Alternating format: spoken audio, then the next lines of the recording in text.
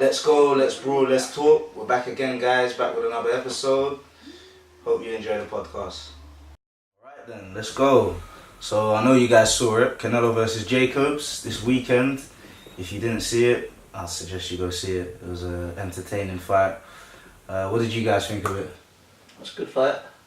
I'd say it's like a... it's an entertaining fight, I think, personally. It's like a high level chess match but with action. I thought it was quite close as well, but overall I enjoyed the fight.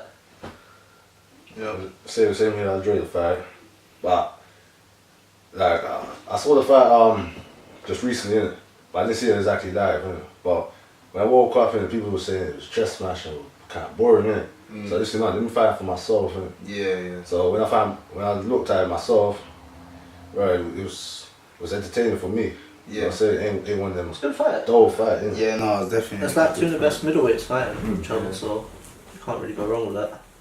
I think the fans, they just want blood all the time and they have to face reality. Like, you can't get that all the time with every single fight. It's not going to be like that. You have to play chess. You can't just, It's one of them was just the casual fans, isn't it? Yeah. Like, yeah. They want, the casual fans wants like all the excitement, innit? So, like you said, man, ain't all the excitement, man. It's like, it's like this is like high level fight, man. So, you don't want to risk everything. Yeah. Like that, so. One thing I'll say about the fight is Canelo, he looked very impressive in the first half, very impressive. Jacobs was able to catch up, he was able to catch up with him in the latter half of the fight. Personally, I did have Canelo winning the fight, but I feel like the reaction was very reactionary. I watched it on Sunday morning, thank goodness to Sky Sports, they uploaded it right away due to pressure from BT Sports. But honestly, to be honest, I must admit it was pretty reactionary, and having just watched it back with the sound off, Jacobs he caught up quite a bit in the last half. But to be fair, when you have the first half and then you catch up in the second half, but the second half is, you're not dominating in the second half, it's still competitive, it's always going to be hard to still get the decision, especially against the cash cow. But So I also thought it was a close fight, yeah. but I did have Canelo winning. Although, like, if I went back on some of the rounds, I think they were closer than I thought it was. So Yeah. if I were to actually score it, then it might be a different story. But from just watching it, I thought Canelo threw the more power punches throughout the fight. I think Jacobs didn't throw enough power punches in the first half of the fight. He started off really slow. Started off quite slow, yeah. I wasn't really expecting that. I think that was due to Canelo's counter punching, and Yeah. maybe the occasion, perhaps. Who knows? Yeah, so I was gonna say that I think the key things from this fight, like what Canelo did, was his counter punching and his timing. I think those two things were really cemented his win, because I feel like they both have really good defensive skills. Yeah. Like, if you saw it, they were both throwing but blocking each other's punches. Yeah. But Canelo was just a tad more sharper, I believe.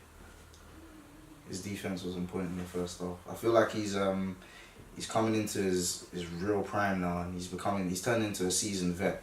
I mean, he's 52-1 now. 52 wins. He's doing well. I would just say, I wasn't happy with his performance. I'm gonna be honest, I ain't happy with his performance. Why not? The thing now, I scored the fight as well, innit? Yeah, the first 2 rounds I give it to Jacobs, innit? Both of them? No, Jacobs, innit? I forgive first 2 rounds to Jacobs. First 2 to Jacobs? Yeah, first 2 to Jacobs, innit? Oh, okay. Because he was moving and boxing well, but Canelo was warming up, innit? So I'll give him that, innit? But I didn't like the way how he came to the fight, because he found his usual style, he waits too long. Fighting in spurts and stuff like that. Yeah, something like that, innit? So he doesn't be active. So you don't.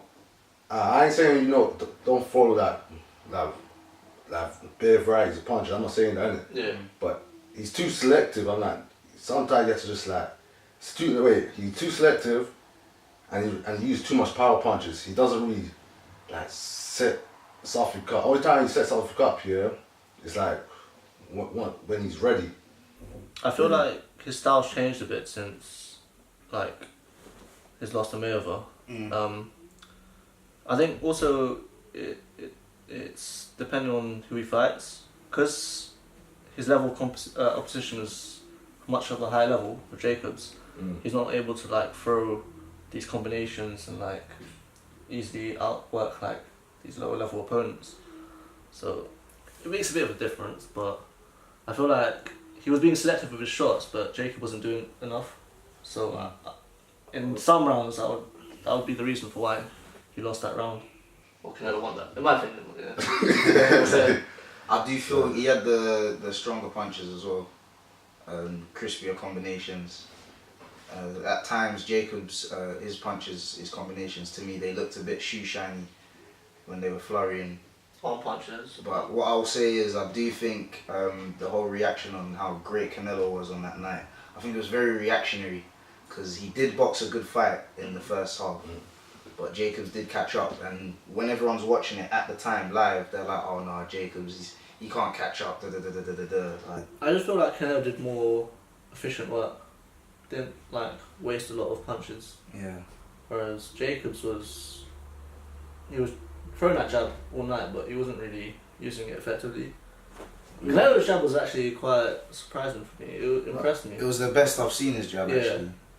But what I'll say is the way he sets up his shots, he'll feint you with a variety of feints, and then he'll unleash like a combination either to the body, either a right hand or a straight or a looping right or a left hook.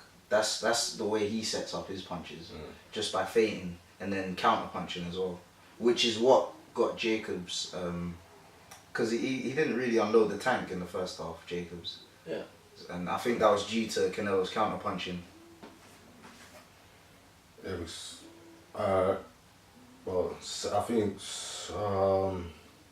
but I gave the last 2 rounds to Canelo.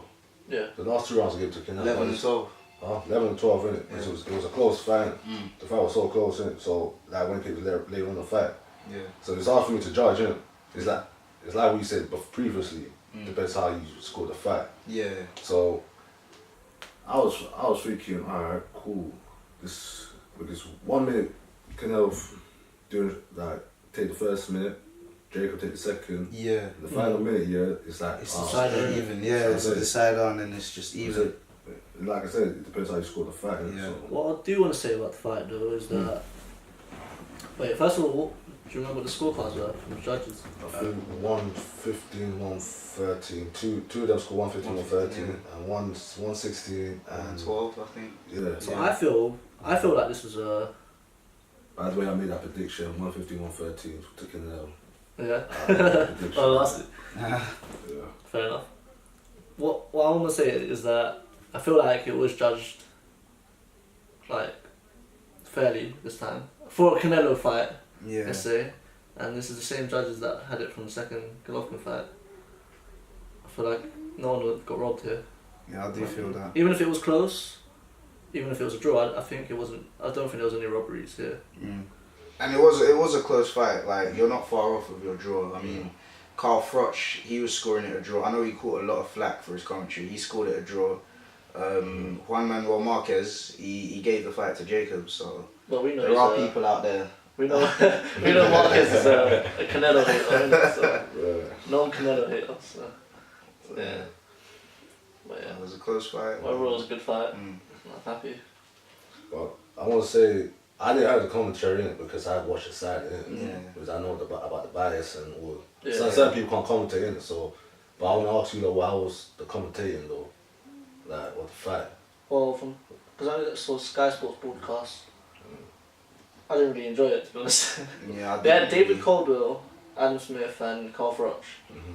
Now, I don't mind Adam Smith with his general commentary because he just describes the fight. He just commentates. It's just a But generic. with Carl Froch is so opinionated and he's got such a big ego.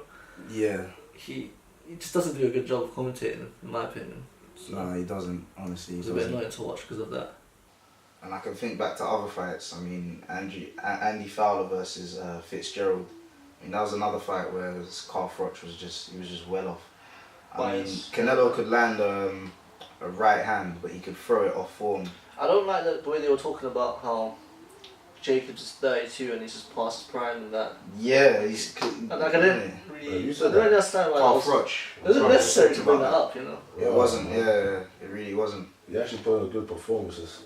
Put in a great performance. He's probably still in his prime. Previous fight, man. This isn't the 80s and 70s anymore, where fighters, you know, once they hit 30, they're out of their primes. It's not that day anymore. The athletes. Jacobs is just unfortunate to be in to lose against two like the best middleweights. Yeah, he's had two competitive fights. Well, to me, he just beat Golovkin. He's definitely the second or third best middleweight in the world. And it's actually interesting how their styles contrast against each other. Yeah.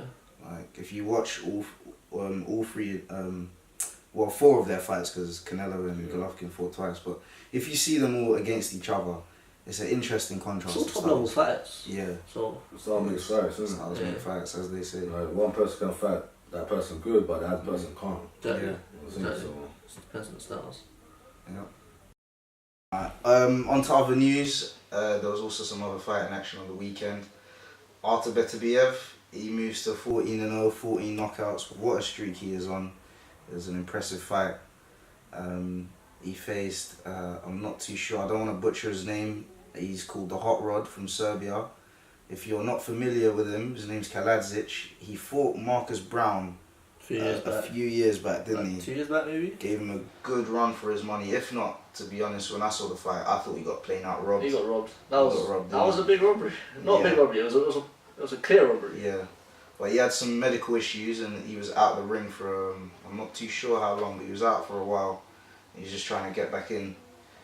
Let's talk about the fight. It was a good fight. Good fight. A lot of toe-to-toe exchanges. What I want to say is Beterbiev started off really quick. From the first bell, he threw a left hook. First power punch, first punch. I was impressed by that because bad intentions. He's usually like quite of a slow starter. Yeah. So it was good to see him pick it up quite quick. And yeah, I feel like he just uses his size and strength and his power just to like walk Hot Rod down. Yeah, he was really starting to wear him down, and you could see the ref was concerned. The doctors had to come in and check on him. You know, at the time of the stoppage, it seemed premature, but if you go back and watch the fight, he was looking really hurt. He was stumbling on his feet a couple times. Beterbiev had him pinned in the corner one time, hit him with about 4 smart, just quick left hooks. He knocked him down as well during the fight. Yeah, knocked him down. But what I will say is Kalajdzic, he never fails to... He put up a good fight. He didn't back down. He yeah. tried to go toe-to-toe him, hit him with a few shots as well. Yeah. Good performance from Beterbiev. He fought a crafty guy in Hot Rod, but yeah, he moves on to 14-0. He's on the KO streak right now. What's next? What's next for Artur? What's next for Beterbiev? I mean, there's people out there that the light heavyweight division is a serious division. Stacked. Yeah, stacked. I would say should fight Badou Jack. That would be a good fight. That should be a good fight. That would be a good fight. Even Kovalev as well. Kovalev, yeah. Yeah, Kovalev is rival. That would be a good fight back in Russia. I think Kovalev was. I remember some about this and like the guy probably just like go on like fight someone else in it. That because I think my guy been calling out Kovalev for like years. Years, isn't it? It's because when he had 6 fights. Didn't Kovalev beat him in amateurs or was it the other way around? I think it was the other way around. I think it was the other way around. I heard it was the other way around. Yeah. Oh, okay then. Yeah, that's why he's so confident. You know. Kovalev. In his news, he's got he's set to fight. I don't know if it's set, but it's planned.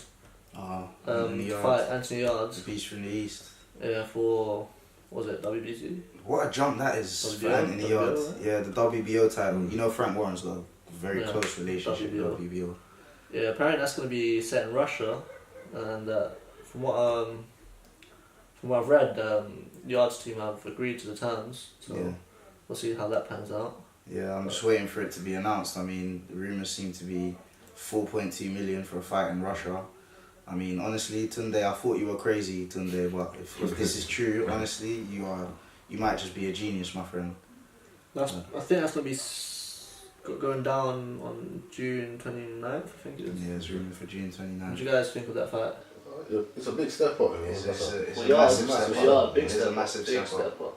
But I do know one thing. Yarde he's massive for his weight, and he does have skills and he does have power. Even when we're fighting journeymen, you can tell when someone has power when they're getting knocked from pillar to post and just flying all over the ring. That to me is Anthony Yarde. However, if Kovalev is crafty enough to draw him into a fight, we don't know what Yarde can do. We haven't seen it. I feel like Kovalev would outbox Yarde. Yeah? Yeah.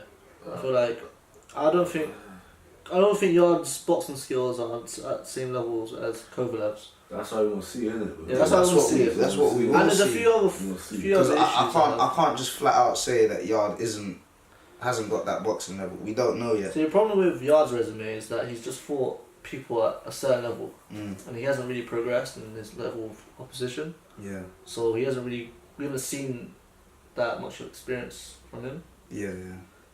I feel like he's got some defensive flaws, and we don't know about his tank yet, if he can go the distance. Or his chin. His chin as well, yeah. Yeah. That's why we've been asking for him to step up, but what I'll say is, as a Londoner, I can't lie, I'm backing Yarde, I'm rooting for him. I'm not going to say, I can't predict that he's going to win, I just hope so, because that'll be big, because that's, 4.2 million for a guy from Forest Gate. I mean, what the hell? That's a lot of money, That's a lot of money. Also depends on which Kovalev turns up. Like if it was Kovalev that turned up against the first Alvarez fight, maybe Yarde has a chance. But Kovalev can be hurt. I mean, Kovalev, and Yarde, he can go to the body. We've seen Yarde has gone to the body and hurt people. Just like how Ward and Kovalev too. Exactly. Exactly. Man could do his research, study that. Yeah. See some flaws, because we all know Kovalev got flaws in this game, man. Yeah. He did step it up though in the rematch against Alvarez. He did. Where he showed his work rate, and I feel like if he could do the same thing to Yarde, then Yarde's going to be in a long line. No, soft. Like you said, it depends which Kovalev come up, because if my guy underestimated Yarde, is Yarde, right? Yarde, he knows. If my guy underestimated Yarde or Yarde, it might be the same thing as the first fight of Alvarez. Yeah, and I doubt they'll be giving Kovalev a rematch. I think that, to be honest, a part of me feels they might just keep that title and just fight whoever, to be honest, for a while, and then until another money fight comes up, or just a move to cruiserweight. If you guys had to predict, I think that fight is impossible to predict. Me personally. I'm gonna straight up say for now, I'm gonna give that to Kovalev, just on the points decision probably, but that's my prediction at the moment. I feel I got a feeling that Yarde might pull it off, by knockout as well. I'm rooting for Yarde though. Let's not be twisted, but yeah, it's a good fight. But then again, you can't make it go to decision though, because it's in Russia. But I think if Yarde wins, it will be by knockout. Me personally. Yeah. I think it would actually be by knockout. Yeah, that's a good fight that we want to see. Alright guys, we're going to talk about Spence and Porter. August the 3rd, Barclays Centre, pay-per-view, PBC. Let's talk about it. Boy, I think that's flat out good Spence. Fight. I think it's Spence. Spence has got it. Good unification fight for the WBC and IBF. Yeah, one step closer to undisputed. Well, allegedly, but it's a good thing that this fight's happening. Porter actually agreed to fight. Yeah, that's he's true. got a belt. He could just hold on to it like all these fake champions these days. These boys are scared of him, man. I don't know what's up. Like, I think only Crawford is really showing that energy that he wants Spence. Like, Porter's like, yeah, I'll take Spence, but he's like, yeah, I want to fight Keith Thurman. I want to fight this guy. Oh yeah, I don't mind Spence. Like, you know what I mean. The energy's not there. It's different.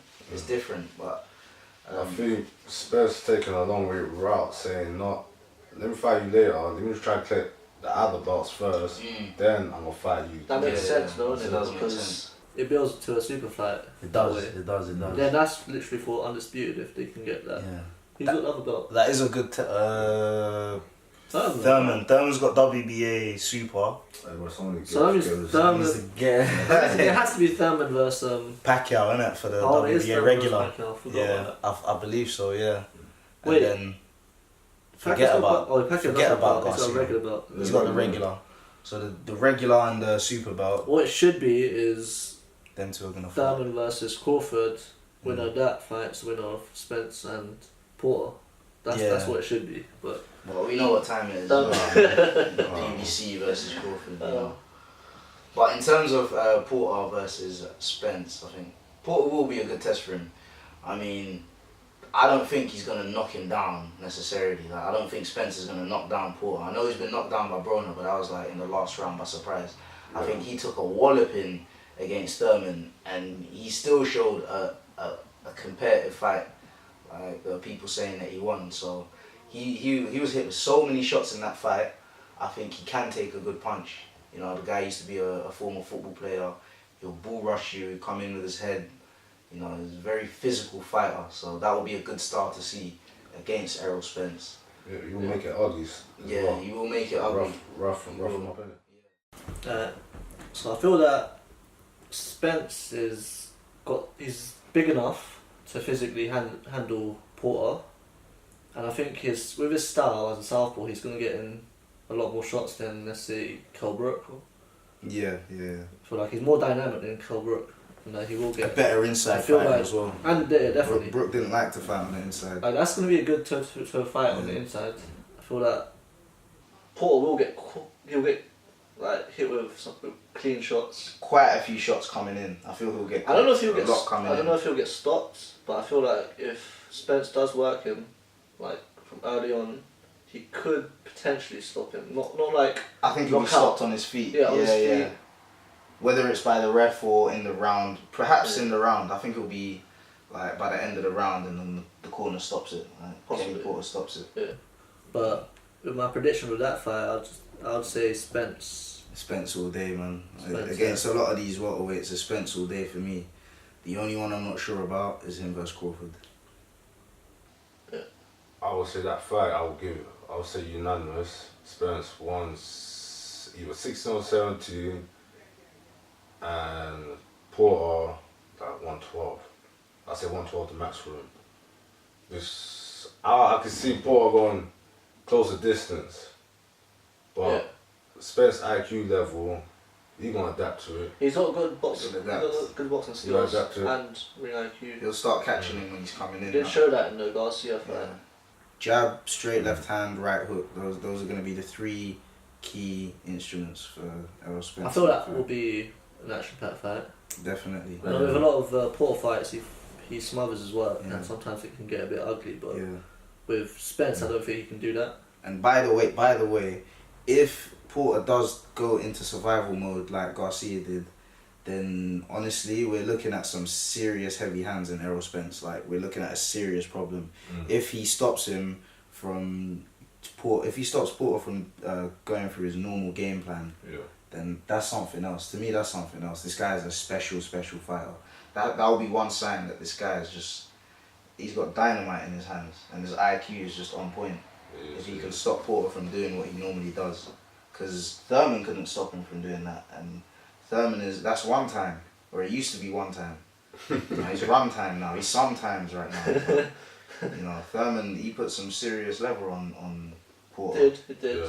Yeah. I wouldn't say Thurman's the hardest hitter in the welterweight division. Previously I thought he was, but I think it goes to Spence. We'll have to see. We can compare the similar opponents when they fight each other. Yeah. Definitely.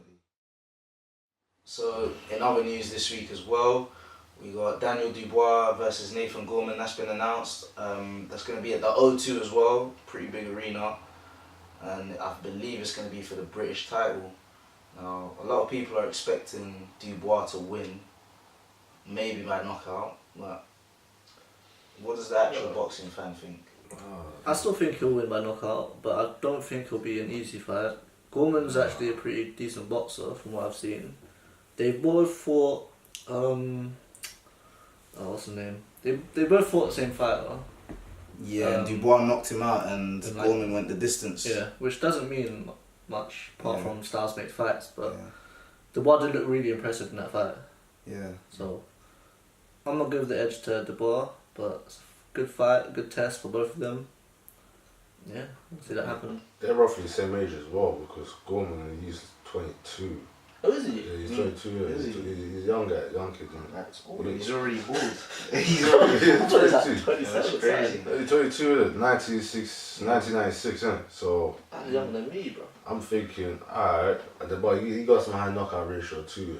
So He's got better skills than Dubois, like naturally better boxing skills.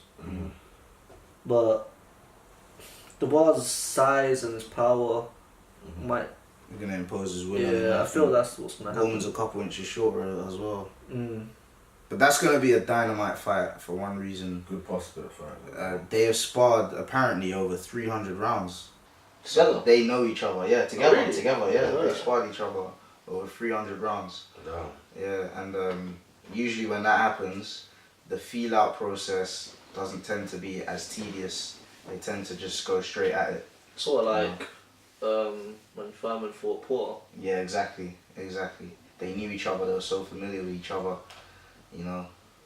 We're just going to have to see what happens. I mean, Gorman has been talking big. He's been talking big, and Dubois he's been saying the normal Dubois-ish stuff, you know. In fact, they had an intro today. They had a promo, and it was actually a promo on IFL TV. Go check it out. It's on IFL TV. It's actually pretty funny. It's a serious promo. It wasn't made for jokes, but they've got Gorman talking for about 50 seconds in the promo, and it's cutting to the fights, and he's like, I'm going to do this, and I'm going to do that, and you ain't seen no one like me, and stuff like that. And then all Dubois says throughout the promo is, I'll see you on fight night. He just says one line. They just have him say one line. It's hilarious. Go check it out. It is hilarious. Obviously, you know, he may not have the gift of the gab, but he's got the hands. His hands do the talking. As far as I'm concerned, that's all that needs to be said. That's all that matters in my That's all that opinion. needs to be said. He's younger anyways. Like, He's very young. He's I've 21. seen him at end of fights where he's like Yeah. pumped on adrenaline and he's like way more Yeah. like outspoken. I think it's funny that Warren, about 6 months ago, he wasn't keen for the fight.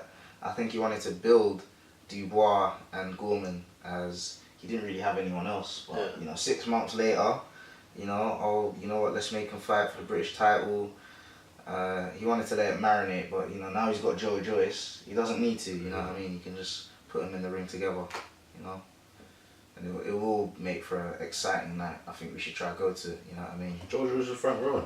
Yeah, BT now. Right. Yeah. I thought he was PVC. Yeah. He used to be on ITV. He used to be with Haymaker on ITV. Hey, Wait, is he with Warren now? Not Yeah, Warren. David it? No, Warren now. I know he ain't For promotions, 100%. So I can see what Warren's doing now. Yeah. He's because they've had talks about Dubois and Joyce Yeah. fighting. They're gonna have 1 or 2 fights before that fight happens. Yeah. Because I know that Joe Joyce has a fight against Ustinov. Yeah, and that was announced today on BT Yeah. with Frank Warren. That's a good fight as well. Yeah. Ustinov's a big guy, Yeah. tough guy. It's a good fill-in fight for Joe Joyce. Yeah. There's no one else to fight. That was a good It's fight. a good little fight before that Dubois fight happens, hopefully. It could happen before the year, By the end of the year, yeah. That's where it's happened. And it will be a big build-up. It's good that Warren's done this, you know. BT do have their range of guys. They have their range of stars. And He's getting his hands on a few heavyweights. yeah, he is indeed. So, yeah, British heavyweight scene's looking pretty good. Yeah, it should be exciting, man. Cool. Okay, guys, that was our episode. Thank you for watching. We hope you've been enjoying. You know what to do. Like, comment, subscribe. You know, we want to keep doing this, you know. And yeah, till the next time. Jeez, next week, boom.